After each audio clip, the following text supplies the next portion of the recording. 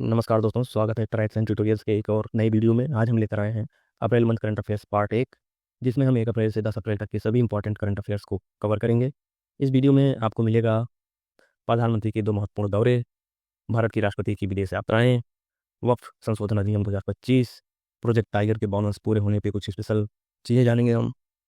प्रागैतिहासिक भेड़िए की वापसी हुई है, माधोपुर घेड़ मेला 2025, ब्रेक थ्रू प्राइस 2025 जिसको विज्ञान कास्कर कहा जाता है, सरहुल पर्व, जीआई टैग किन किन उत्पादों को मिला है उनको जानेंगे, उत्कल दिवस 2025, विश्व स्वास्थ्य दिवस 2025, और वीडियो के एंड में हम सॉल्व करेंगे कुछ बहुत ही इंपॉर्टेंट एमसीक्यूज जो आपके एग्जाम के लिए काफ़ी उपयोगी होंगे और आपकी तैयारी को नेक्स्ट लेवल ले जाएंगे। तो चलिए बिना किसी देरी के शुरू करते हैं। सबसे पहले हम देखेंगे प्रधानमंत्री नरेंद्र मोदी के 2 महत्वपूर्ण दौरों को, जिसमें उन्होंने पहली थाईलैंड की यात्रा की और उसके बाद श्रीलंका की यात्रा की अप्रैल के पहले सप्ताह में।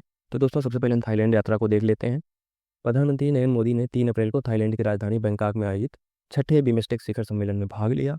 यह सम्मेलन जो है 2018 के बाद पहली बार भौतिक रूप से हो रहा है। इसके पहले यह वर्चुअली होता था, इसे ऑनलाइन तरीके से किया जा रहा था कोविड के टाइम से।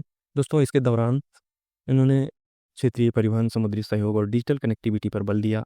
इसके अतिरिक्त उन्होंने थाई प्रधानमंत्री पेंटोगट्टन सिनावात्रा के साथ द्विपक्षीय वार्ता की, जिसमें व्यापार, पर्यटन और सुरक्षा सहयोग पर चर्चा हुई। तो बिम्स्टेक की बात करें तो बिम्स्टेक जो है, बिम्स्टेक की स्थापना 1997 में हुई थी और इसका जो सेक्रेटरीट है, सचिवालय है बिम्स्टेक का, वो ढाका बांग्लादेश में स्थित है। ढाका में है, बांग्लादेश में। बिम्स्टेक का जो पूरा रूप है बंगाल की खाड़ी बहुक्षेत्रीय तकनीक और आर्थिक सहयोग पहल इसका नाम है, जिसको हम बोलते हैं bay of Bengal initiative for multi sectoral technical and economic cooperation. इसके सदस्य देशों की बात करें तो Bangladesh, India, Myanmar, Sri Lanka, Thailand, economic corporation. बाद में इसके सदस्य जो बन गए आपके नेपाल और भूटान भी बन गए। पाकिस्तान इसका सदस्य देश नहीं है। बंगाल की खाड़ी के तटवर्ती या समीपी देशों का एक अंतर्राष्ट्रीय आर्थिक सहयोग संगठन है यह। प्रधानमंत्री नरेंद्र मोदी को थाईलैंड की प्रधानमंत्री पेंटोगट्टन सिनावात्रा ने वर्ड टिपिटक संझाई फोनेटिक एडिशन की एक प्रति भेंट की। यह ग्रंथ जो है 2016 में थाई सरकार द्वारा राजा भूमिबोल और रानी सिरकित के 70 वर्षीय शासनकाल की स्मृति में प्रकाशित किया गया था। और इस पवित्र ग्रंथ में भगवान बुद्ध की शिक्षाओं का संकलन है, जिसमें पाली त्रिपिटक के 9 मिलियन से अधिक अक्षरों का शुद्ध उच्चारण दर्ज है। थाई सरकार ने इसे शांति और ज्ञान का उपहार बताते हुए 30 से अधिक देशों को भेंट स्वरूप प्रदान किया है, जिसमें एक प्रति प्रधानमंत्री मोदी को उनकी थाईलैंड यात्रा के दौरान दिया गया। ये है वहाँ की प्रधानमंत्री और ये हमारे मोदी जी, आप सभी को पता है। अब तो भाई मेलोनी जी गुस्सा हो जाएंगी ये फोटो देख के। दोस्तों नेक्स्ट देखते हैं मोदी जी की श्रीलंका यात्रा। तो मोदी जी ने 5 अप्रैल को श्रीलंका पहुंचे, जो राष्ट्रपति अनुरा कुमारा दिसानायके के पदभार संभालने के बाद किसी विदेशी नेता की पहली आधिकारिक यात्रा थी। अनुरा कुमारा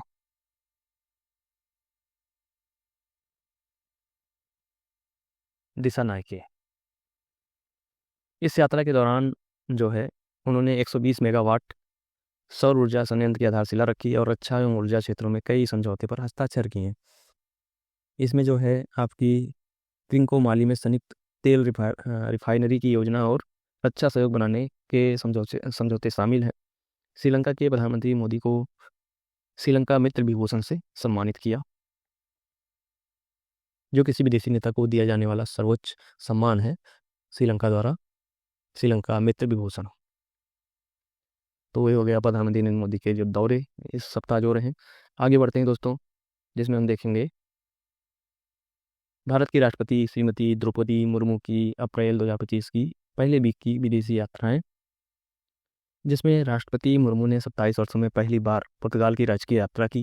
मतलब 27 वर्षों में कोई भारत का प्रेसिडेंट पहली बार वहाँ पे गया है। यह यात्रा भारत पुर्तगाल के राजनीतिक संबंधों के 50 वर्ष पूरे होने की उपलक्ष्य में हुई है। उन्होंने राष्ट्रपति मार्सेलो रेबेलो डी सूसा से मुलाकात कर द्विपक्षीय मुद्दों पर चर्चा की। लिस्बन के मेयर द्वारा उन्हें सिटी ऑफ ऑनर दी गई। लिस्बन वहाँ के जो है पुर्तगाल की राजधानी है लिस्बन,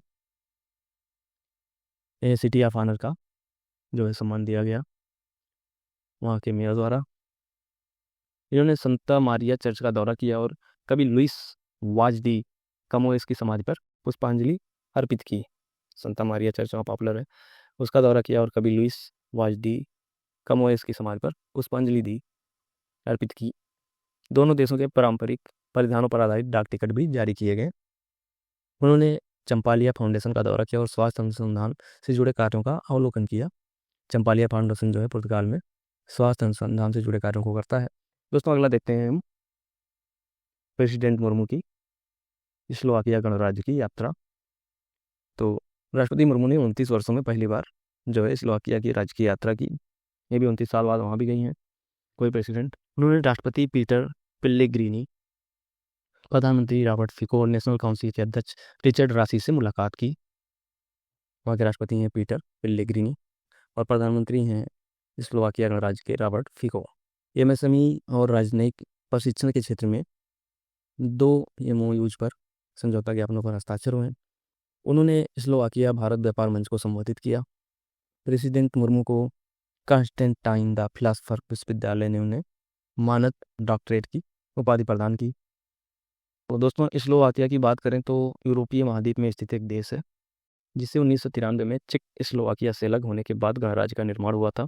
इसकी राजधानी जो है, जो स्लोवाकिया की राजधानी कहाँ पे है? ब्रातिस्लावा।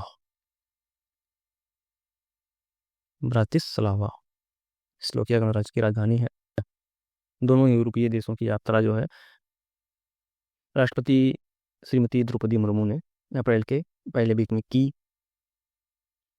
आगे बढ़ते हैं दोस्तों, अगला जो है बहुत चर्चा में रहा, उसको हम देख लेते हैं। वक्फ संशोधन अधिनियम 2025 को राष्ट्रपति की मंजूरी मिल चुकी है और जो है विधेयक अधिनियम बन चुका है। यह 3 अप्रैल को लोकसभा में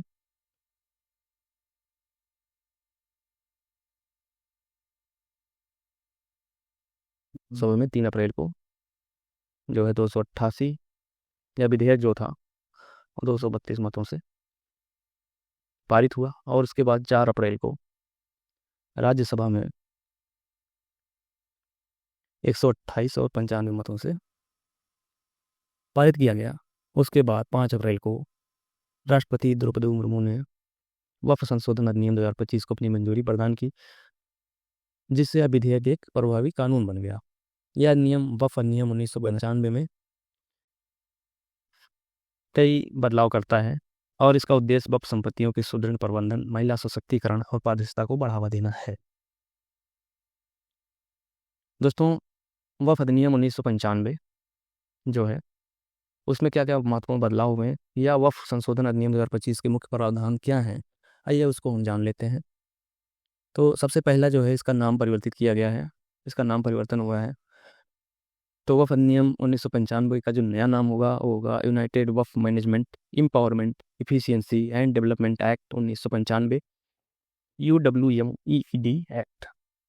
दोस्तों इसमें दूसरे बदलाव की बात करें तो ये है आपका महिला प्रतिनिधित्व।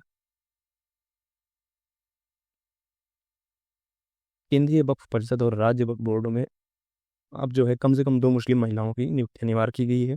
इसका उद्देश्य मुस्लिम महिलाओं को निर्णय लेने की भूमिकाओं को मजबूत करना है। पहले भी इसमें महिला सदस्य रह चुकी हैं, ऐसा नहीं है कि पहली बार हो रहा है, लेकिन अभी जो है आरक्षित कर दिया गया है, 2 महिलाओं की जो है नियुक्ति अनिवार्य कर दी गई है। दोस्तों तीसरे बदलाव की बात करें तो है आपकी धार्मिक समावेशिता। शिया, सुन्नी, बोहरा, अहमदिया जैसे विभिन्न मुस्लिम समुदायों के प्रतिनिधियों को वक्फ बोर्ड में शामिल करना अनिवार्य होगा।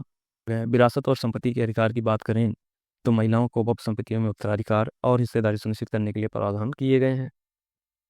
5वें बदलाव की बात करें तो पारदर्शिता और नियमन।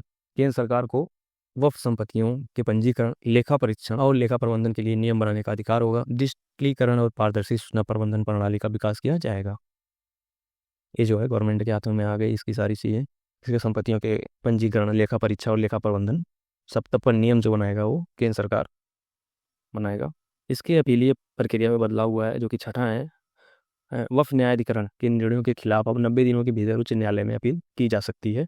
हाई कोर्ट में जो है इसकी अपील की जा सकती है 90 डेज में। दोस्तों इसके लाभ और उद्देश्य की बात करें वो है वक्फ संपत्तियों के उपयोग में पारदर्शिता और जवाबदेही लाना। महिलाओं को वक्फ निर्णयों में प्रतिनिधित्व और सशक्तिकरण प्रदान करना, धार्मिक समावेशिता और विविध मुस्लिम समुदायों की भागीदारी सुनिश्चित करना और वक्फ संपत्तियों की बेहतर सुरक्षा और विकास को बढ़ावा देना जो है सरकार का उद्देश्य है। इसकी विवाद और आलोचनाओं की बात करें क्योंकि ये काफ़ी चर्चा में रहा, तो बहुत सारे विवाद हुए हैं इसको लेकर, कई जगह दंगे भी भड़क गए हैं, मुर्शिदाबाद, हाँ, पश्चिम बंगाल में। तो दोस्तों, विवाद और आलोचना की बात करें तो कई मुस्लिम संगठनों और विपक्षी दलों ने इस अधिनियम का विरोध किया है। आलोचकों का कहना है कि सरकार इस कानून के माध्यम से वक्फ संपत्तियों पर सीधा नियंत्रण बढ़ा रही है। हैदराबाद, दिल्ली, असम, पश्चिम बंगाल सहित कई राज्यों में विरोध प्रदर्शन हुए हैं। कुछ संगठनों ने इसे धार्मिक स्वतंत्रता में हस्तक्षेप माना है। दोस्तों, अभी ये मामला सुप्रीम कोर्ट में चल रहा है। सुप्रीम कोर्ट जो है इसके कई तरह के वाद विवाद हो रहे हैं, जिसको हम आगे आगे आने वाले करंट अफेयर्स में कवर करेंगे।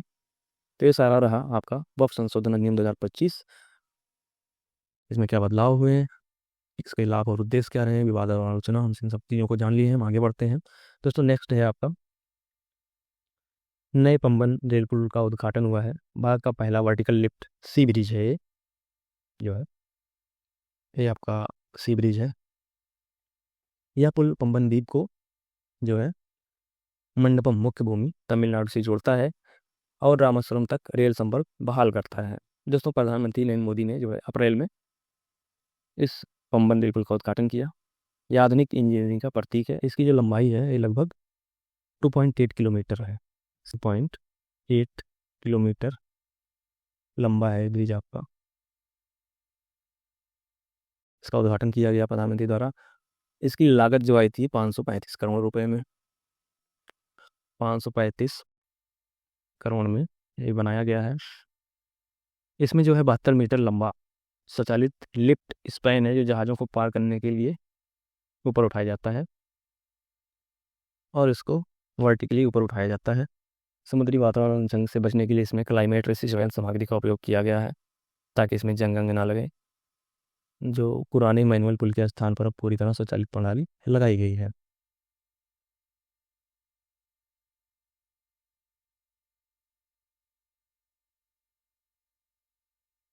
तो ये पंबन द्वीप पर जो है पंबन रेल पुल उद्घाटन हुआ है प्रधानमंत्री के द्वारा।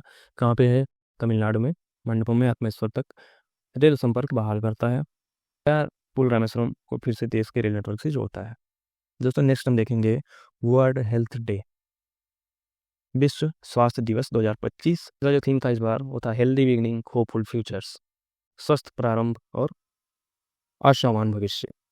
विश्व स्वास्थ्य दिवस हर साल 7 अप्रैल को मनाया जाता है। इसका उद्देश्य जो है यह दिन जो है वैश्विक स्वास्थ्य संबंधी महत्वपूर्ण मुद्दों पर ध्यान केंद्रित करता है और जन स्वास्थ्य सुधार के लिए वैश्विक सहयोग को प्रोत्साहित करता है। इसका उद्देश्य रोकथाम एवं मातृ एवं शिशु मृत्यु को समाप्त करना और महिलाओं के दीर्घकालिक स्वास्थ्य को प्राथमिकता देना है।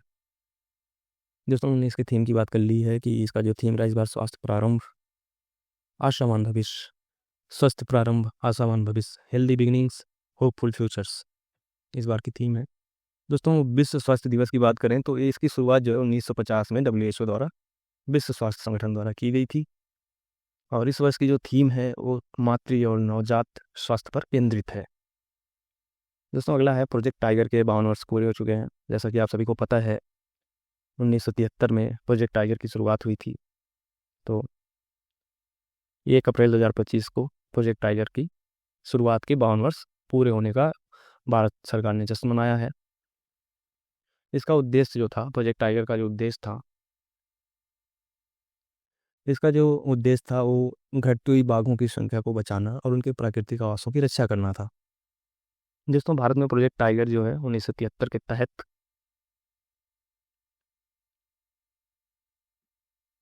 टाइगर रिजर्व जो है इस योजना के तहत टाइगर रिजर्व स्थापित किए गए थे जहां बाघों को सुरक्षा, पर्यावरण संरक्षण और शिकार से बचाव प्रदान किया गया। प्रारंभ में जो है जो स्टार्टिंग हुई थी उस टाइम पे केवल 9 टाइगर रिजर्व थे। वो टाइगर रिजर्व की जो संख्या थी वो 9 थी। अब जो है ये बढ़ के कितनी हो गई है टोटल? अभी करंटली में जो है मार्च में टोटल 58 टाइगर रिजर्व हो चुके हैं। पहला टाइगर रिजर्व जो था वो आपका जिम कॉर्बेट था, आप सभी को पता है Jim Corbett.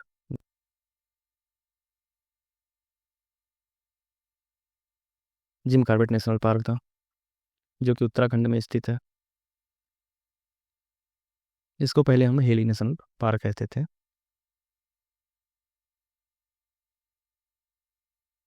Heli national park कहते थे, बाद में इसको जिम कार्बेट नाम दिया गया। उत्तराखंड में स्थित है। ये पहला था। और उसके बाद ये 9 बने थे, इसमें कान्हा थे और कई सारे टाइगर रिजर्व थे। जो अभी रिसेंट में मार्च में घोषित हुआ है 58वां टाइगर रिजर्व, उसका नाम है माधव नेशनल पार्क। रिसेंट वाला नाम है माधव नेशनल पार्क। 58वां टाइगर रिजर्व है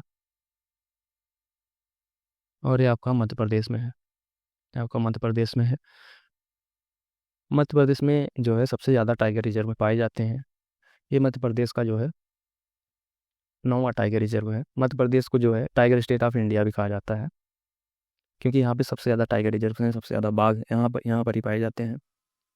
दोस्तों, टाइगर संरक्षण कानून जो है सबसे पहला जो बना था वो आपका वाइल्ड लाइफ प्रोटेक्शन एक्ट था, 1972 में आया था।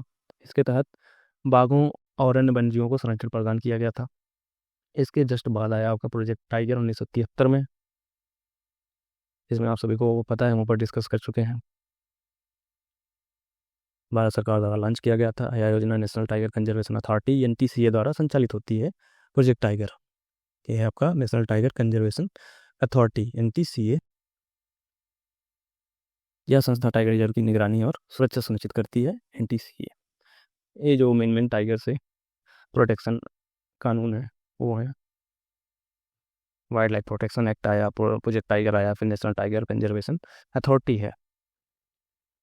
अगला है आपका सरहुल पर्व, जो प्राकृतिक पूजा से जुड़ा आदिवासी इतिहास और पहचान का उत्सव है। सरहुल पर्व झारखंड के आदिवासी संस्कृति का एक अभिन्न अंग है। इसे बड़े उत्साह और उल्लास के साथ मनाया जाता है। इस दौरान प्रकृति की सुंदरता और समुदाय की एकता देखने लायक होती है। 2025 में सरहुल जो है कब मनाया गया भाई? सरहुल मनाया गया है 1 अप्रैल को 2025 में। झारखंड और छोटा नागपुर का जो क्षेत्र है उसके आदिवासियों का यह प्रमुख पर्व है। यह प्रकृति पूजा पर आधारित है और सूर्य तथा पृथ्वी के प्रतीकात्मक मिलन का उत्सव है। सरहुल, जिसका अर्थ होता है साल वृक्ष की पूजा। आदिवासी परंपरा में साल वृक्ष, जिसको हम शोरिया रोबस्टा बोलते हैं, को पवित्र माना जाता है, जिसे सरना माँ का निवास स्थान माना जाता है। ये एक देवी है, इसको सरना बोला जाता है, सरना माँ उनका निवास स्थल माना जाता है, जो गांव की रक्षा करती हैं। इस पर्व में गांव का जो पुजारी होता है वो सूर्य का प्रतीक होता है और उसकी पत्नी पृथ्वी का, और उनका मिलन जो है जीवन की उत्पत्ति का प्रतीक होता है। सरहुल के बाद ही खेती शुरू होती है, जैसे हल चलाना, बुआई करना या जंगल से उपज एकत्र करना। ये सारी प्रथाएं जो है सरहुल पूजा के बाद होती हैं। साल वृक्ष की पूजा होती है, उसके बाद ये सारे एक्टिविटीज की जाती हैं। सरहुल जो है वो आपका 3 दिवसीय पर्व होता है, जिसमें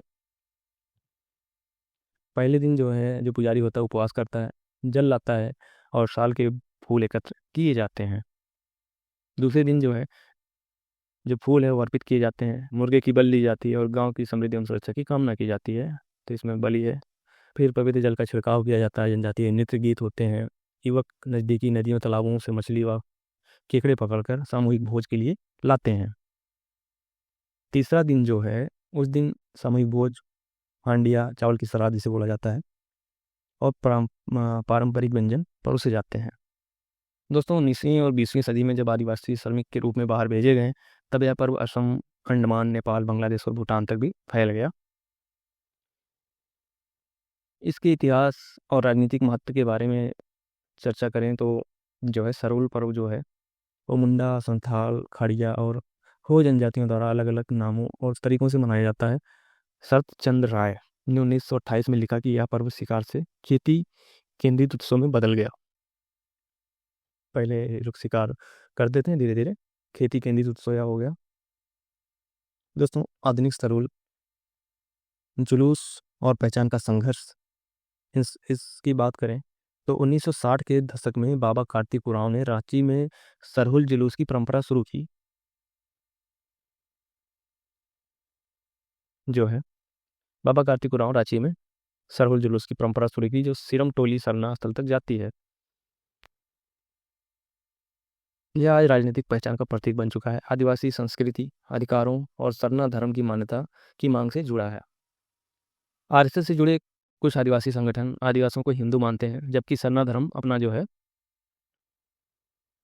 अलग धर्म के रूप में दर्ज कराने की मांग कर रहा है। गीता श्री उरांव अखिल भारतीय आदिवासी विकास परिषद की अध्यक्ष हैं, जो कहती हैं कि सरना सनातनी एक है।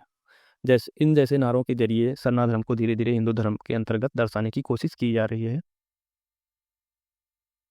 तो ये रहा आपका सरहुल पर्व।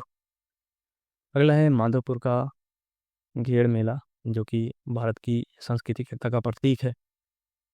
यह मेला गुजरात के पोरबंदर जिले के माधवपुर गांव में हर साल आयोजित होने वाला है। माधवपुर का घेड़ मेला कहाँ पे होता है? पोरबंदर जिले में माधवपुर पड़ता है, गुजरात में। ये 6 अप्रैल से 10 अप्रैल के बीच चलेगा। इसका जो उद्घाटन है मुख्यमंत्री भूपेंद्र पटेल ने 6 अप्रैल को किया।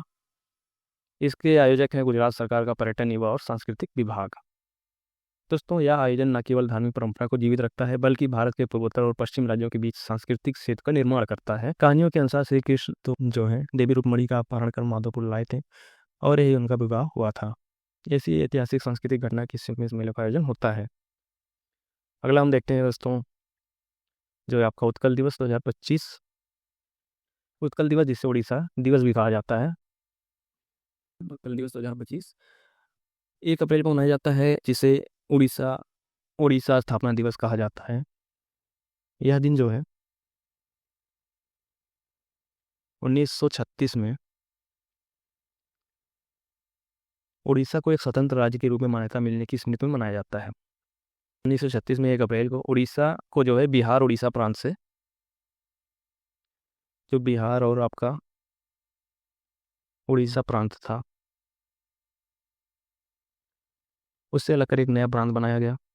इस ऐतिहासिक उपलब्धि के पीछे कई स्वतंत्रता सेनानियों और समाज सुधारकों का योगदान रहा, जिसमें उत्कल गौरव मधुसूदन दास और गोपाल बल्लभ दास, इन सबका नाम आप याद कर सकते हैं। गोपाल बल्लभ दास। 1 अप्रैल। आगे बढ़ते हैं दोस्तों। नेक्स्ट है आपका P4। एक योजना है आंध्र प्रदेश सरकार द्वारा, जिसका मतलब होता है जीरो पॉवर्टी योजना, P4। इसका जो शुभारंभ किया गया वो 7 अप्रैल 2024 को किया गया। इस दिन जो है तेलुगु नववर्ष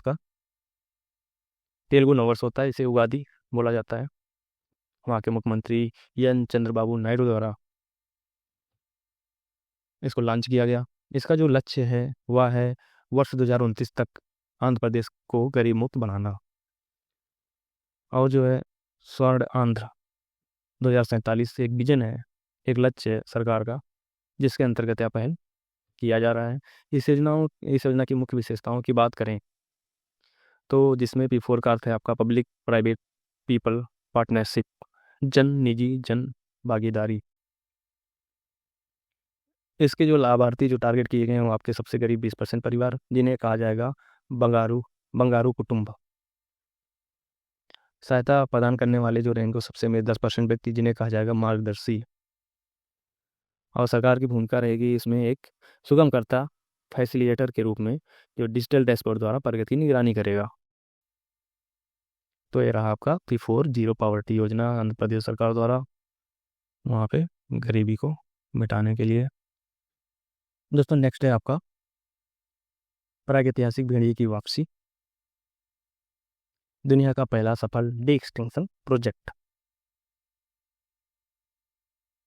जैसे आप डायर वॉल्फ, दोस्तों आपने अगर गेम ऑफ थ्रोन्स देखी होगी तो उसमें देखा होगा, जो कि स्टार फैमिली का सिजिल होता है डायर वॉल्फ, उनको 6 बच्चे मिलते हैं डायर वॉल्फ के। दोस्तों, डायर वॉल्फ एक प्रागैतिहासिक भेड़िए की प्रजाति थी, जो लगभग 12,500 वर्ष पहले विलुप्त हो गई थी। यह आम ग्रे वुल्फ से अधिक आकार में बड़ी और शक्तिशाली थी। यह टेक्सास स्थित कोलोसल बायोसाइंस नामक जैव प्रौद्योगिकी कंपनी ने दावा किया है कि उन्होंने दुनिया का पहला सफल डी एक्सटिंक्शन करके 3 डायरेक्ट वुल्फ के पिल्लों को जन्म दिया है। तो दोस्तों, यह चमत्कार हुआ कैसे, आइए हम इसको जानते हैं। तो इसमें क्या होता है कि इसमें कई सारे प्रोसेस होते हैं। प्राचीन DNA प्राप्त करना, इसमें क्या होता है कि विलुप्त डायर वुल्फ जो होते हैं उनकी हड्डी या दांत जैसे अवशेषों से डीएनए के अंश एकत्र किए जाते हैं। यह डीएनए आमतौर पर बहुत पुराना और खंडित होता है, मतलब टूटा फूटा होता है। फिर उसका सीक्वेंसिंग कराया जाता है, डीएनए अनुक्रमण बोला जाता है उसको विज्ञान की भाषा में। तो एकत्र किए गए डीएनए का विश्लेषण करके उसके जीन अनुक्रम, जीन सीक्वेंस को पढ़ा जाता है ताकि यह समझा जा सके कि उसके जीन कौन कौन से हैं। तो दूसरा जो स्टेप होता है वो जीन अनुक्रमण का होता है। उसके बाद तीसरा स्टेप होता है आधुनिक प्रजाति जैसे ग्रे वुल्फ के साथ जीन की तुलना करना, कंपैरिजन करना। तो डायरेक्ट जो डायर वुल्फ है उसकी जीन की तुलना जो है ग्रे वुल्फ जैसी जीवित करीबी प्रजातियों से की जाती है ताकि अंतर को समझा जा सके कि इसमें और उसमें क्या डिफरेंस है। उसके बाद जीन एडिटिंग की जाती है। एक होता है आपका CRISPR, एक तकनीकी है जिससे पुराने जीन को जीवित डीएनए में जोड़ा जाता है। उसके बाद प्रयोगशाला में भ्रूण तैयार किया जाता है, ये जो होती है क्लोनिंग बोला जाता है इसको। तो जीन को एडिट करके डीएनए का उपयोग कर प्रयोगशाला में कृत्रिम रूप से भ्रूण तैयार किया जाता है और उसके बाद एक संबंधित जीवित प्रजाति में भ्रूण हस्तांतरण किया जाता है। जो सेरोगेट मदर होती है उसमें तैयार भ्रूण को गिरे वुल्फ या समान प्रजाति की मादा में प्रत्यारोपित किया जाता है जो गर्भ धारण करती है। उसके बाद जो है वुल्फों के पिल्लों का जन्म होता है, जो उसके पपीज होते हैं उनका जन्म होता है सेरोगेसी से। और लास्ट स्टेप होता है उनका निगरानी व विकास। नवजात पिल्लों के व्यवहार, स्वास्थ्य और मानसिक गुणों के लगातार निगरानी की जाती है ताकि यह सुनिश्चित किया जा सके कि वे प्रजाति के अनुकूल रूप से विकसित हो रहे हैं। दोस्तों, इसके वैज्ञानिक महत्व की बात करें तो मानव इतिहास का पहला सफल डी एक्सटेंशन प्रयोग है। भविष्य में विलुप्त प्रजातियों जैसे मैमन डोडो, थाइलेसिन को भी वापस लाने की संभावना को बल मिला है। इससे जैव विविधता और पारिस्थितिकीय संतुलन को पुनर्स्थापित करने में सहायक हो सकता है। दोस्तों, अगर नैतिक, इथिकल और पारिस्थितिकीय प्रश्न किया जाए तो ये हो सकते हैं कि क्या विलुप्त प्रजातियों को वापस लाना नैतिक रूप से सही है? क्या ये प्रजातियां आज के पर्यावरण में जीवित रहेंगी? क्या ये वर्तमान प्रजातियों और पारिस्थितिक तंत्र पर नकारात्मक प्रभाव नहीं डालेंगी? और क्या यह प्राकृतिक संरक्षण है या केवल जैविक कल्पना? तो ये सारी चीज़ें हैं। तो ये रहा आपका इससे रिलेटेड सारी चीज़ें। डायरवुल्फ। दोस्तों, लॉस एंजलिस 2028 में ओलंपिक जो हो रहा है उसमें क्रिकेट की वापसी हुई है। क्रिकेट को आधिकारिक रूप से 2028 की लॉस एंजल्स ओलंपिक में शामिल कर लिया गया है। यह 1900 के पेरिस ओलंपिक के बाद पहली बार होगा जब क्रिकेट ओलंपिक का हिस्सा बनेगा। दोस्तों, ये जो टूर्नामेंट है वो T20 फॉर्मेट में खेला जाएगा। ठीक है, 50 ओवर वाला नहीं होगा, 20 ओवर का गेम होगा। T20 फॉर्मेट जो होता है उसमें खेला जाएगा ताकि दर्शकों के लिए अधिकार कर सक रहे। इसमें पुरुष और महिलाओं की 6 टीमें रहेंगी। इसमें मेन और वुमेन जो टीम है इसकी 6 टीमें रहेंगी, इसकी 6 टीमें रहेंगी। और हर टीम में वही अधिकतम 15 खिलाड़ी जो होते हैं वही रहेंगे। संयुक्त राज्य अमेरिका USA जो है मेजबान होने के कारण उसको सीधी एंट्री मिल सकती है। इसमें USA जो है वो एक सदस्य, एक टीम इसमें फिक्स रहेगी। बाकी जो 5 स्थान बच रहे हैं उसके लिए क्वालिफाइंग टूर्नामेंट आयोजित किए जाएंगे जो कि अभी बाद में घोषित किया जाएगा। क्रिकेट के अलावा baseball, softball, flag football, lacrosse और स्क्वैश को भी लॉस एंजलिस 2028 में शामिल किया गया है। क्रिकेट को शामिल करने का जो उद्देश्य है वो इसे विश्व स्तर पर लोकप्रिय बनाना है, खासकर उन देशों में जहाँ अभी तक उभरता हुआ खेल है। दक्षिण एशिया, विशेष रूप से भारत, पाकिस्तान, बांग्लादेश जैसे देशों में पहले से इसकी ज़बरदस्त फैन फॉलोइंग है। नेक्स्ट है दोस्तों ब्रेक थ्रू प्राइज 2025, जिसे विज्ञान का ऑस्कर कहा जाता है। तो 7 अप्रैल 2025 को हॉलीवुड के सांता मोनिका स्थित बार्कर हैंगर में आयोजित ब्रेक थ्रू प्राइज समारोह में विश्व भर के वैज्ञानिकों को उनके अद्वितीय अनुसंधान कार्यों के लिए सम्मानित किया गया। दोस्तों, ब्रेक थ्रू प्राइज क्या है इसको जान लेते हैं। तो ब्रेक थ्रू प्राइज जो है वो विज्ञान के क्षेत्र में विश्व के सबसे प्रतिष्ठित पुरस्कारों में से एक है। इसे अक्सर विज्ञान के ऑस्कर के रूप में जाना जाता है। इसकी स्थापना 2013 में किया गया था, इसको 2013 में स्थापित किया गया था। और इसकी स्थापना जो है जो आपके टेक्नोलॉजी क्षेत्र है उसकी जानी मानी हस्तियों ने मिलकर किया था, जैसे आपके मार्क जुकरबर्ग हैं, गूगल के 7 संस्थापक संगई ब्रिन, ये सब जो है मिलकर, यूरी मिलनर और जूलिया मिलनर जो कि तकनीक निवेशक और समाजसेवी हैं, इन सब ने मिलकर ब्रेक थ्रू प्राइज का स्थापना किया। ये पुरस्कार जो है आपके जीव विज्ञान यानी कि लाइफ साइंस के क्षेत्र में दिए जाते हैं। Life science, fundamental physics, fundamental physics और गणित मैथमेटिक्स के क्षेत्र में दिए जाते हैं। दोस्तों, जीव विज्ञान लाइफ साइंस में जो है जीएलपी आधारित दवाओं के विकास, मल्टीपल स्क्लेरोसिस और जीन एडिटिंग पर कार्य करने वाले वैज्ञानिकों को $3 मिलियन का पुरस्कार दिया गया है। गणित की बात करें तो मैथमेटिक्स में डेनिस गैटेस गोरी हैं। उनको दशकों तक लंबे शोध के लिए सम्मानित किया गया है। और फंडामेंटल फिजिक्स यानी कि मूलभूत भौतिकी की बात करें तो उसमें सन की 4 प्रयोगशालाएं हैं, जो आपकी ATLAS, CMS, एलिस और LHCb के 13,000 से अधिक वैज्ञानिकों को संयुक्त रूप से सम्मानित किया गया है। तो सन जो होता है यह एक न्यूक्लियर संस्था है, यूरोप में स्थित। समारोह में Jeff Bezos, Mark Zuckerberg, Sergey Brin और कई मशहूर हस्तियों ने शिरकत की। यह आपके मार्क जुकरबर्ग, उनकी पत्नी, इन्होंने इस प्राइज को स्थापित करने में सहयोग किया था। दोस्तों, नेक्स्ट है सैंडबर्ड 2025 अंतर्राष्ट्रीय रेत कला महोत्सव। सैंडबर्ड अंतर्राष्ट्रीय रेत कला महोत्सव यूके में 5 से 9 अप्रैल के बीच आयोजित किया गया।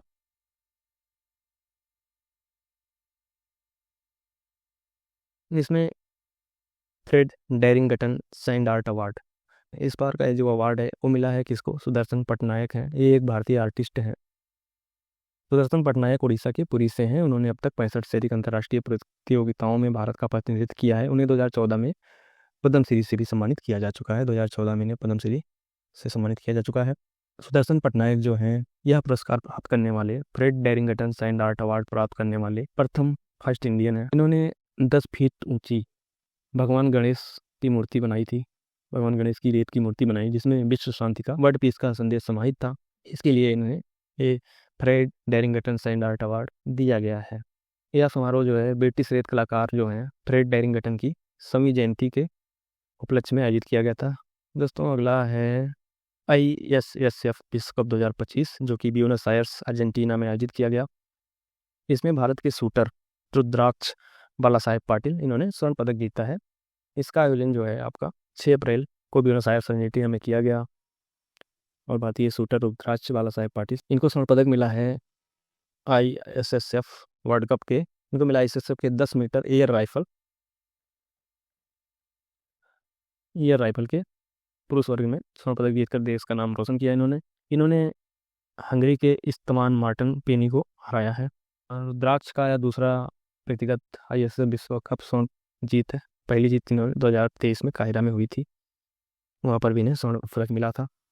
दोस्तों, इस जीत से भारत ने चीन के साथ पदक तालिका में संयुक्त रूप से पहला स्थान हासिल किया। दोनों देशों को 2 स्वर्ण, 1 रजत और 1 कांस्य पदक मिले। अगला है राजगीर में अगस्त 2025 में होगा hero Asia cup hockey tournament. तो बिहार के राजगीर में हीरो एशिया कप 2025 का आयोजन 29 अगस्त से 7 सितंबर तक किया जाएगा। यह मुकाबले नवनिर्मित राजगीर हॉकी स्टेडियम में खेले जाएंगे। दोस्तों, इससे पहले जो है बिहार में नवंबर 2024 में आपका महिला एशियन चैंपियंस ट्रॉफी का आयोजन हुआ था। हॉकी के वुमेन एशियन चैंपियन ट्रॉफी, इसका आयोजन किया गया था आपका इसी स्टेडियम में।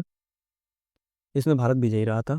दोस्तों, अगर ये जो कप है एशिया कप, सबसे सफल टीमों की बात करें तो दक्षिण कोरिया जो है सबसे ज़्यादा बार 5 बार जो है विजेता रह चुकी है। जबकि भारत और पाकिस्तान जो है, इंडिया और पाकिस्तान 3-3 बार इस खेल के विजेता रहे हैं। इस बार में जो भाग लेने वाली टीमें उनकी बात करें तो आपकी भारत, पाकिस्तान, जापान, कोरिया, चीन, मलेशिया और AHF कप से क्वालिफाई करने वाली 2 अन्य टीमें होंगी। दोस्तों, बिहार जो है आपका 7वां एडिशन है खेलो इंडिया यूथ गेम्स का। खेलो इंडिया यूथ गेम्स 2025 इसको भी होस्ट कर रहा है बिहार। यह गेम जो है बिहार के कई सिटी में आयोजित की जाएगी, जैसे आपका पटना हो गया, गया, राजगीर, बेगूसराय और भागलपुर। तो खेलो इंडिया यूथ गेम्स 2025 का आयोजन, ये 7वां एडिशन है इस बार खेलो इंडिया यूथ गेम्स का, जो कि बिहार होस्ट कर रहा है, बिहार में होगा। तो बिहार में वुमेन एशियन चैंपियन ट्रॉफी हुई। अब hero Asia cup hockey tournament होने जा रहा है। और 7वां खेलो इंडिया यूथ गेम्स भी बिहार में आयोजित हो रहा है। Indian equestrian Niharika Singhania clinches gold at Hazelhof CSI Lier Belgium.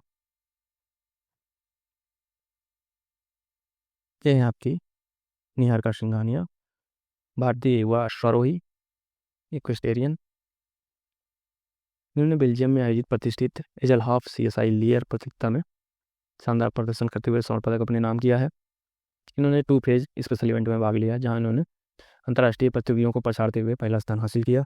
यह उपलब्धि अंतर्राष्ट्रीय स्तर पर भारत की घुड़सवारी में बढ़ती पहचान को दर्शाती है। अगला है राष्ट्रीय स्वास्थ्य सूचकांक 2025, भारत की राज्य स्तरीय आर्थिक मजबूती का आकलन।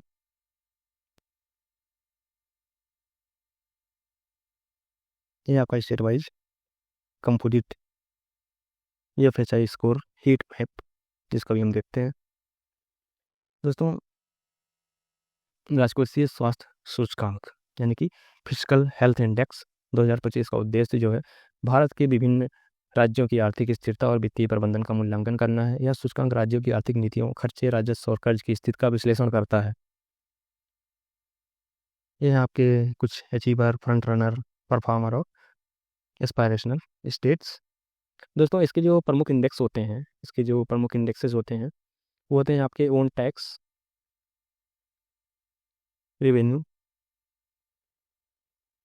डेप्ट to GSDP ratio,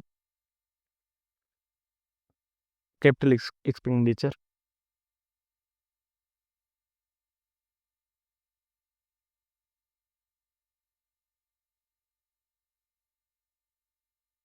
revenue deficit, राजकोषीय घाटा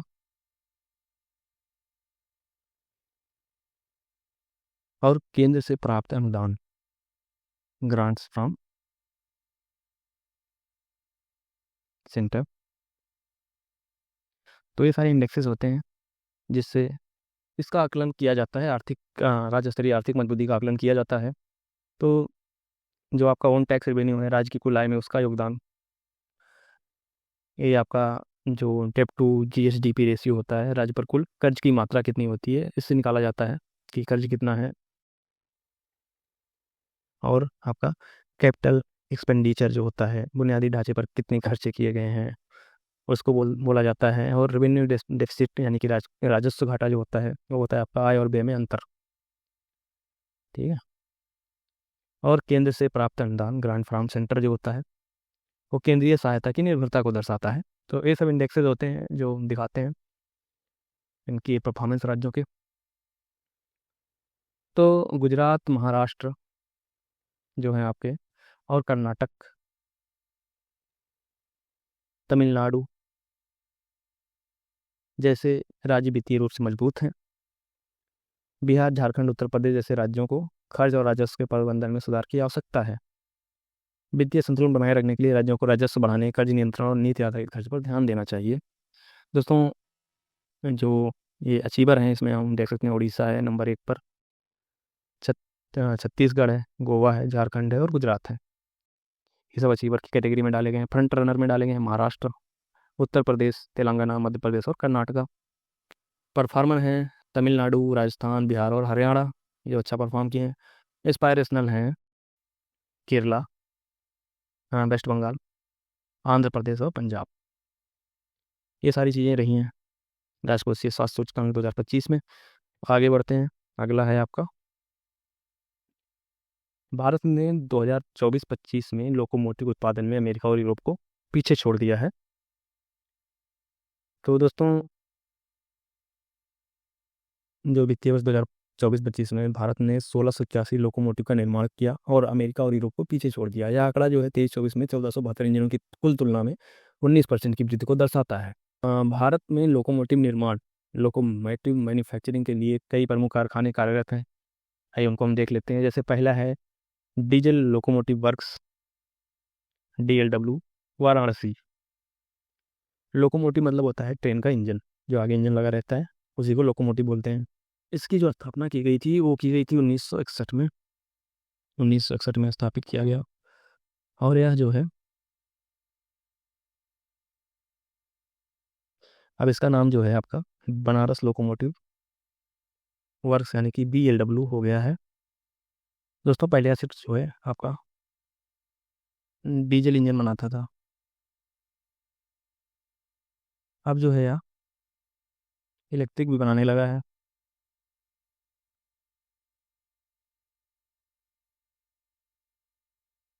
यह भारत का पहला कारखाना था जिसने डीजल इंजन का निर्माण शुरू किया था। जो आपका डीजल लोकोमोटिव वर्क्स वाराणसी था, यह पहला कारखाना था जिसने डीजल लोकोमोटिव बनाना स्टार्ट किया था भारत में। इसके बाद हम देखते हैं दूसरा, चित्रंजन लोकोमोटिव वर्क्स CLW पश्चिम बंगाल। इसकी स्थापना हुई आपकी 1950 में, ठीक है। और ये आपका इलेक्ट्रिक लोकोमोटिव जो होते हैं उनकी स्थापना करता है, उनका उत्पादन करता है, इलेक्ट्रिक लोकोमोटिव का उत्पादन करता है। यह विश्व के सबसे बड़े इलेक्ट्रिक लोकोमोटिव उत्पादकों में से एक है। उसके बाद हम अगला देख लेते हैं, electric locomotive factory ELF Madhepura Bihar. ये जो है आपका पब्लिक प्राइवेट पार्टनरशिप जो है, पब्लिक प्राइवेट पार्टनरशिप में काम करता है। इसमें आपका जो है भारतीय रेलवे, इंडियन रेलवे और एलस्टॉम जो कि एक प्राइवेट कंपनी है, एलस्टॉम, उसके बीच में करार है और उस दोनों मिलकर यहाँ पर उत्पादन करते हैं। इसकी विशेषता यह है कि हाई पावर इलेक्ट्रिक लोकोमोटिव जो कि 12,000 हार्स पावर के जो इंजन होते हैं उनका निर्माण करते हैं, जैसे ये वाला है आपका, इसका निर्माण यहाँ पे होता है माधेपुरा में। और भारत में मेक इन इंडिया के तहत आधुनिक तकनीक से निर्माण करते हैं। दोस्तों अगला है आपका diesel locomotive factory DLF Marhowrah Bihar. इसकी साझेदारी जो है अभी फिलहाल में, पहले किसी और कंपनी के साथ थी, अभी इंडियन रेलवे जो है वो बेबटेक एक कंपनी होती है, बेबटेक उसके साथ कर रही है। ये जो पीले कलर के इंजन आते हैं आप देखे होंगे डीजल इंजन, वो यहाँ पे बनाए जाते हैं। इसमें आपका जो है 4500 हार्स पावर का WDG-4G इसका नाम होता है, वो बनाया जाता है। और आपका 6000 हार्स पावर का WDG-6G है, इसको बनाया जाता है, जिसको अंगद भी कहते हैं। इस इंजन का नाम अंगद है, आप देखे होंगे कभी कभी, ये पीले कलर की होती है। तो इसका निर्माण होता है डीजल लोकोमोटिव फैक्ट्री बिहार मरहोरा में।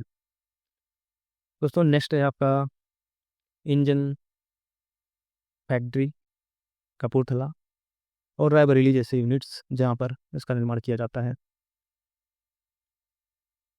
दोस्तों सहायक इकाइयों जो कल पुर्जों और डिब्बों के साथ साथ इंजनों की असेंबली का कार्य करती हैं, वो सब भी हैं। जो मेन इंजन में आते हैं वो सब यही हैं आपके, DLW CLW ELF DLF REF, ये सारी हैं जो लोकोमोटिव्स का निर्माण करती हैं। और वर्कशॉप होते हैं जहाँ पर इनका मेंटेनेंस और सारी चीज़ें की जाती हैं, वो कई जगह पाए जाते हैं। जैसे यूपी में बात करें तो गोंडा, रोजा और कई जगहों पर पाए जाते हैं वर्कशॉप, जहाँ पे इसका मेंटेनेंस और सारी चीज़ें की जाती हैं, उसको वर्कशॉप बोलते हैं। अगला स्लाइड हम देखते हैं जिसमें हम वारंगल की चटपटा मिर्च को GI टैग मिला है, जिससे इसकी विशिष्ट पहचान बढ़ गई है, हम उसको डिस्कस करेंगे। तो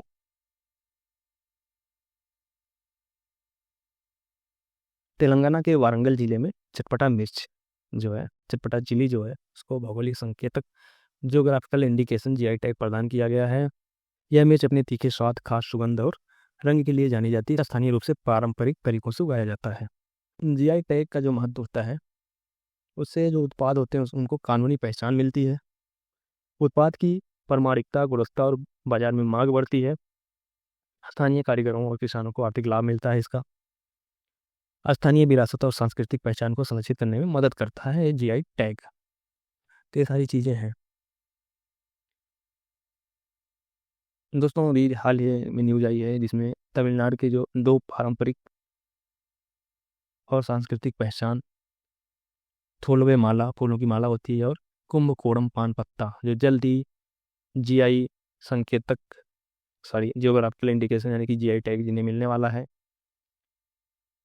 जिसमें आपका थोलवे माला जो होता है वो तमिलनाडु के कन्याकुमारी जिले में स्थित प्रसिद्ध फूलों की खेती का एक क्षेत्र है, वहाँ पे बनाया जाता है, वहाँ पे तैयार किया जाता है। इसे जो है खासकर जैस्मिन यानी कि जो मोगरा होता है और गुलाब, मोगरा प्लस गुलाब के फूलों से बनाया जाता है। यह माला अपनी खुशबू, ताजगी और सुंदरता के लिए जानी जाती है। और दूसरा जो प्रोडक्ट है वो है आपका कुंभकोणम पान पत्ता। ये तमिलनाडु के थंजावुर जिले, ये आपका था कन्याकुमारी जिला, और ये आपका थंजावुर जिले के कुंभकोणम क्षेत्र में उगाया जाता है। कुंभकोणम पत्ते की खासियत है इसकी चमकदार सतह, मजबूत बनावट और स्वाद। इसका उपयोग धार्मिक कार्यों, पूजा और पारंपरिक व्यंजनों में होता है इस पान के पत्ते का। तो ये रहे आपकी जीआई टैग्स। और अब अगला देखते हैं दोस्तों। नेक्स्ट है जो इस बार चर्चा में रहा, जापान ने 6 घंटे में 3D प्रिंटेड रेलवे स्टेशन बनाकर इतिहास रचा। इन्होंने स्टेशन 3D प्रिंटेड स्टेशन बनाया है। ये हाथ सुसीमा स्टेशन, हरिदा शहर, वाकायामा प्रांत, जापान में इसका निर्माण किया गया। इसका निर्माण मात्र 6 घंटे में किया गया। स्टेशन का निर्माण रात में अंतिम ट्रेन के जाने के बाद और सुबह पहले ट्रेन के आने से पहले कर लिया गया। 3D प्रिंटेड घटकों को पहले से तैयार किया गया था और साइट पर उन्हें केवल असेंबल किया गया। दोस्तों ये ज़्यादा बड़ा नहीं है, सिर्फ 10 मीटर स्क्वायर में फैला हुआ है, स्क्वायर मीटर में बना हुआ है, और इसकी ऊंचाई जो है सिर्फ 2.6 मीटर है। यह नया स्टेशन जो है 75 साल पुराने एक लकड़ी के स्टेशन की जगह बनाया गया है। जो पारंपरिक निर्माण विधियों से यह काम करीब 2 महीने में पूरा होता है, लेकिन 3D तकनीक से इसे सिर्फ 6 घंटे में बना दिया गया। तो 2 मंथ को रिड्यूस करके बना दिया गया 6 आवर्स में। जापान की यह पहल न केवल तकनीक दृष्टिकोण से क्रांतिकारी है, बल्कि यह विश्व भर में सार्वजनिक अवसंरचना निर्माण के तरीकों को बदलने की दिशा में महत्वपूर्ण कदम है। दोस्तों आगे हम देखेंगे इंपॉर्टेंट क्वेश्चंस, कई सारे इंपॉर्टेंट क्वेश्चंस MCQs हम देखेंगे जो इसमें कुछ कवर होंगे, कुछ कुछ नए क्वेश्चंस जो जो जरूरी हैं एग्जाम के लिए, हम उन्हें देखेंगे। तो चलिए देखते हैं पहला क्वेश्चन। पहला है, भारत और अमेरिका के बीच किस त्रिसेवा मानवीय सहायता और आपदा राहत HADR अभ्यास की शुरुआत 1 अप्रैल 2025 को विशाखापत्तनम में हुई। Which India US tri service humanitarian assistance and disaster relief यानी कि HADR एक्सरसाइज कमेंस्ड ऑन 1 अप्रैल इन विशाखापत्तनम। तो एक्सरसाइज मालाबार, एक्सरसाइज युद्ध अभ्यास, एक्सरसाइज टाइगर ट्रम्प, एक्सरसाइज वज्र प्रहार। तो दोस्तों एक्सरसाइज टाइगर ट्रम्प जो है इसका सही आंसर होगा। एक्सरसाइज टाइगर ट्रम्प का ये जो है 4th एडिशन है, HADR एक्सरसाइज के नाम से जाना जाता है। इसमें दोनों देशों की जो आर्म्ड फोर्स है वो डिजास्टर रिस्पांस ऑपरेशंस में भाग लेती हैं। तो इसका सही आंसर होगा option C, exercise tiger Trump. दोस्तों नेक्स्ट क्वेश्चन है, 2025 में भारत के किस राज्य में ब्लॉकचेन तकनीक का परीक्षण शुरू किया गया। Which Indian state initiated the testing of blockchain technology in 2025। Option हैं आपके राजस्थान, उत्तर प्रदेश, दिल्ली और गुजरात। तो दोस्तों गुजरात जो है इसका सही आंसर होगा। गुजरात ने ब्लॉकचेन टेक्नोलॉजी की टेस्टिंग शुरू की है to enhance transparency and security in various administrative process including land record and supply chain management. तो सही आंसर है आपका ऑप्शन D, गुजरात। नेक्स्ट है आपका, भारत सरकार ने किस विधेयक को 2 अप्रैल 2025 को लोकसभा में पारित करने की योजना बनाई। Which bill did the Indian government plan to pass in the Lok Sabha on April 2। तो पहला ऑप्शन है नागरिक संशोधन विधेयक, सिटीजनशिप अमेंडमेंट बिल, कृषि सुधार विधेयक, एग्रीकल्चर रिफॉर्म बिल, वक्फ संशोधन विधेयक, वक्फ अमेंडमेंट बिल 2025, शिक्षा नीति विधेयक, एजुकेशन पॉलिसी बिल। तो इसका जो सही आंसर होगा वो आपका ऑप्शन C सही होगा, वक्फ संशोधन विधेयक। इस पर कि हम इस वीडियो में चर्चा कर चुके हैं पीछे। तो अगला क्वेश्चन देखते हैं। नेक्स्ट क्वेश्चन है, पूनम गुप्ता को किस पद पर नियुक्त किया गया है हाल ही में। जो है पहला ऑप्शन है आपका भारतीय रिजर्व बैंक के डिप्टी गवर्नर, दूसरा ऑप्शन है आपका नीति आयोग की सदस्य, तीसरा ऑप्शन है आपका वित्त सचिव, चौथा ऑप्शन है आपका भारतीय स्टेट बैंक की चेयरमैन, चेयरपर्सन। तो पूनम गुप्ता जो कि एक फार्मर इकोनॉमिस्ट थी वर्ल्ड बैंक में और IMF में भी रह चुकी हैं आपकी पूनम गुप्ता। ये जो है आपकी फार्मर इकोनॉमिस्ट कहाँ रह चुकी हैं आपकी, वर्ल्ड बैंक और इंटरनेशनल मॉनेटरी फंड दोनों में रह चुकी हैं। इनको जो है अभी हाल ही में अपॉइंट किया गया है as the deputy governor of the reserve bank of India for 3 years term. तो भारतीय रिजर्व बैंक में 3 साल के लिए इन्हें डिप्टी गवर्नर के पद पर नियुक्त किया गया है।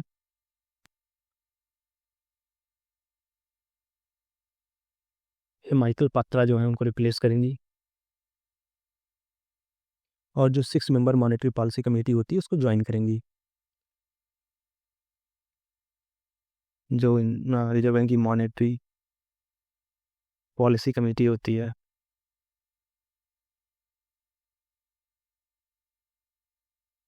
उसको ज्वाइन करेंगी आपकी पूनम गुप्ता जी। अगला देखते हैं, नेक्स्ट क्वेश्चन है, भारत और अमेरिका के बीच व्यापार उदारीकरण के लिए किस पहल की शुरुआत की गई है?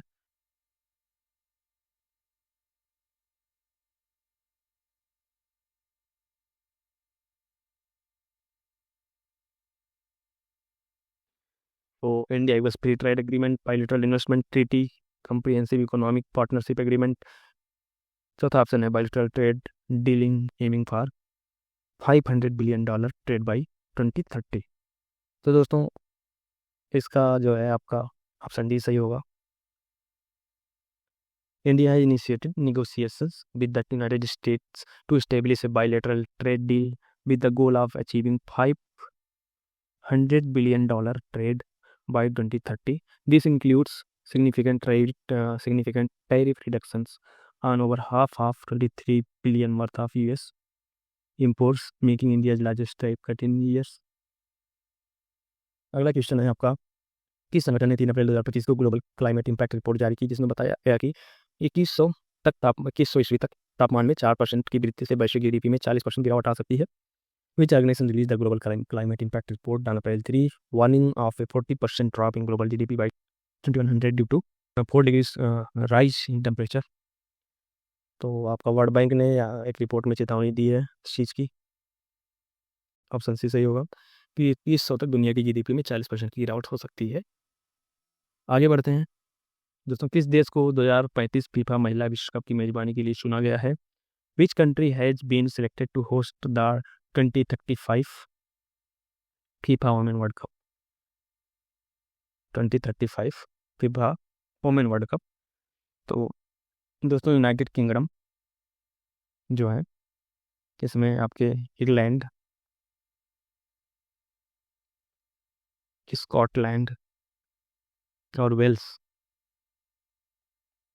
आते हैं और नॉर्थ आयरलैंड जो UK के अंदर आते हैं। ये जो है आपके 2035 में फीफा महिला विश्व कप की मेजबानी करेंगे। इससे पहले UK जो है आपका 1966 में जो मेन का वर्ल्ड कप होता है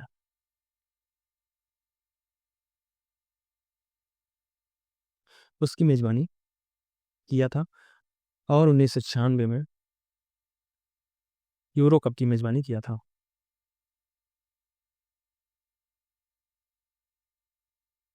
तो इसका सही आंसर होगा आपका ऑप्शन बी, यूनाइटेड किंगडम। अगला क्वेश्चन है आपका, भारत ने राष्ट्रीय समुद्री दिवस कब मनाया? तो on which date is national maritime day celebrated annually in India? तो इसका सही आंसर है आपका 5 अप्रैल। तो भारत में राष्ट्रीय समुद्री दिवस हर साल 5 अप्रैल को मनाया जाता है। इसका सही ऑप्शन होगा ऑप्शन बी। दोस्तों यह दिन जो है 1919 में पहली बार भारतीय जहाज जो यूएसएस लायल्टी के यूनाइटेड किंगडम की यात्रा की याद में मनाया जाता है। ये शिप जो है ब्रिटेन के लिए रवाना हुई थी पहली बार 1919 में, इसलिए 5 अप्रैल को मनाया जाता है।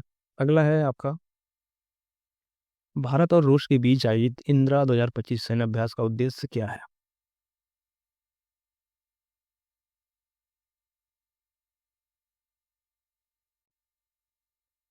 तो ऑप्शन ए आपका कोऑपरेशन इन स्पेस रिसर्च, आतंकवाद विरोधी संचालन में समन्वय, coordination in anti terrorism operations, समुद्री व्यापार समझौते, मैरीटाइम ट्रेड एग्रीमेंट्स, सांस्कृतिक आदान प्रदान, कल्चरल एक्सचेंज।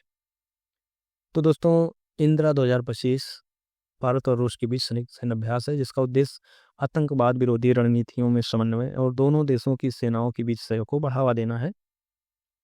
तो आपका ऑप्शन सही होगा, ऑप्शन बी, आतंकवाद विरोधी संचालन में समन्वय। अगला क्वेश्चन है आपका, प्रधानमंत्री नरेंद्र मोदी को हाल ही में किस देश द्वारा मित्र विभूषण सम्मान से नवाजा गया? Prime minister Narendra Modi was recently awarded the Mitra Vibhushan honour by which country? तो पहला ऑप्शन है नेपाल, दूसरा है भूटान, तीसरा श्रीलंका, चौथा है बांग्लादेश। तो दोस्तों, अभी हमने डिस्कस किया इस वीडियो में कि प्रधानमंत्री जो है श्रीलंका की यात्रा पे गए हुए थे, वहाँ पर उन्हें जो है मित्र विभूषण सम्मान से नवाजा गया। तो ऑप्शन सी सही होगा, श्रीलंका। अगला क्वेश्चन है, विश्व स्वास्थ्य दिवस 2025 की थीम क्या है 2025 में? What was the theme of World Health Day 2025? Option A है universal health coverage, health for all, our planet our health, healthy healthy beginnings, hopeful futures. तो ऑप्शन डी सही है, जैसा कि हम इस वीडियो में डिस्कस कर चुके हैं इस दिवस के बारे में। तो ऑप्शन डी आपका सही होगा, हेल्दी बिगिनिंग्स होपफुल फ्यूचर्स। तो इसकी शुरुआत जो है WHO ने की थी 1950 में, और विश्व स्वास्थ्य दिवस पर healthy beginning hopeful futures theme की घोषणा की। इसका उद्देश्य जो है, ये जो थीम है, इसका उद्देश्य मातृ और नवजात स्वास्थ्य में सुधार लाना है, महिलाओं की दीर्घकालिक भलाई की प्राथमिकता जो है इसका उद्देश्य है। तो ऑप्शन डी सही होगा आपका। अगला क्वेश्चन है आपका, प्रधानमंत्री मुद्रा योजना PMMY की 10वीं वर्षगांठ कब मनाएगी? When was the 10th anniversary of the प्रधानमंत्री मुद्रा योजना सेलिब्रेटेड? ऑप्शन है आपके 1 अप्रैल, 5 अप्रैल, 8 अप्रैल और 10 अप्रैल। तो इसका सही आंसर होगा आपका 8 अप्रैल। दोस्तों, इसकी शुरुआत जो है आपकी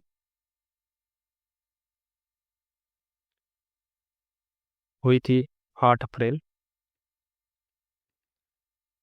2015 में प्रधानमंत्री मुद्रा योजना की, इसलिए इस दिन इसकी एनिवर्सरी मनाई जाती है। ये बार जो था आपका 10वीं वर्षगांठ थी इस योजना का। अगला क्वेश्चन देखते हैं, भारतीय नौसेना ने 5 अप्रैल 2025 को किस अपतटीय कश्ती पोत को सागर परियोजना के तहत लॉन्च किया? OPV से बोला जाता है, offshore patrol vessel. OPV was launched by the Indian Navy under the Sagar project on 5 अप्रैल। तो उसका क्या नाम था जो आपका ऑफशोर पेट्रोल वेसल है? दोस्तों, भारतीय नौसेना ने करवार कर्नाटक में सागर परियोजना के तहत INS सुनैना ऑप्शन सी इसको लॉन्च किया। यह पोत भारतीय नौसेना की समुद्री सुरक्षा और निगरानी क्षमताओं को बढ़ाने में सहायक होगा। दोस्तों, नेक्स्ट क्वेश्चन है आपका, भारतीय रिजर्व बैंक RBI ने अप्रैल 2025 में वित्तीय साक्षरता बढ़ाने के लिए कौन सा नया चैनल लॉन्च किया? Which new channel did the reserve bank of India launch in April 2025 to enhance financial literacy? Option A है RBI TV, ऑप्शन बी है RBI रेडियो, ऑप्शन सी है RBI WhatsApp channel, option D है RBI mobile app. तो दोस्तों, इसका सही answer होगा आपका option C, RBI WhatsApp channel. इसका उद्देश्य जो है RBI व्हाट्सएप चैनल का वित्तीय जानकारी प्रदान करना और वित्तीय सहायता को बढ़ावा देना है। तो RBI ने अभी हाल ही में लॉन्च किया है RBI व्हाट्सएप चैनल। दोस्तों, नेक्स्ट क्वेश्चन है आपका, भारत सरकार ने अप्रैल 2025 में किस योजना के तहत सीमावर्ती गांवों के विकास के लिए दूसरे चरण को मंजूरी दे दी है? तो इन April 2025 under which scheme did the Indian government approve the second phase for the development of border villages.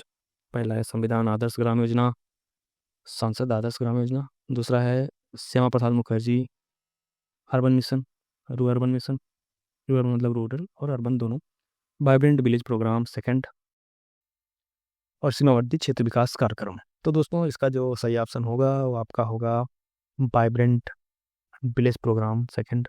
अगला क्वेश्चन है, भारत सरकार ने अप्रैल 2025 में बांग्लादेश को किस सुविधा को समाप्त कर दिया? In April 2025 which facility did the Indian government withdrawn from the Bangladesh? विद्युत आपूर्ति, ट्रांजिट सुविधा, जल आपूर्ति, सैन्य सहयोग। तो दोस्तों भारत ने अप्रैल में बांग्लादेश को दी गई ट्रांजिट सुविधा को समाप्त कर दिया है, जो बांग्लादेश को भारत के माध्यम से तीसरे देशों को निर्यात करने की अनुमति देती थी। यह निर्णय लॉजिस्टिक और रणनीतिक चिंताओं के कारण लिया गया है। तो ऑप्शन बी सही होगा आपका, ट्रांजिट सुविधा। अगला क्वेश्चन है आपका, विश्व होम्योपैथी दिवस कब मनाया जाता है? When was world homeopathy day observe in 2025? 7 अप्रैल, 9 अप्रैल, 10 अप्रैल या 11 अप्रैल? तो दोस्तों हर साल 10 अप्रैल को होम्योपैथी के संस्थापक होम्योपैथी के जो संस्थापक थे doctor Samuel Hahnemann, doctor Samuel Hahnemann, इनका जो जन्म दिवस है 10 अप्रैल को, उस दिन विश्व होम्योपैथी दिवस मनाया जाता है। ये हो गए दोस्तों आपके अप्रैल भागे के सारे इंपॉर्टेंट करंट अफेयर्स और उनसे रिलेटेड क्वेश्चंस। तो दोस्तों आप टेक्स एंड ट्यूटोरियल से जुड़े रहें और हम जल्दी आपको अप्रैल मंथ का भाग 2 ले आएंगे, जिसमें आपका 11 से 20 अप्रैल तक के सारे इंपॉर्टेंट करंट अफेयर्स और उनसे रिलेटेड क्वेश्चंस को डिस्कस किया जाएगा। तो इसी के साथ इस वीडियो को समाप्त करते हैं।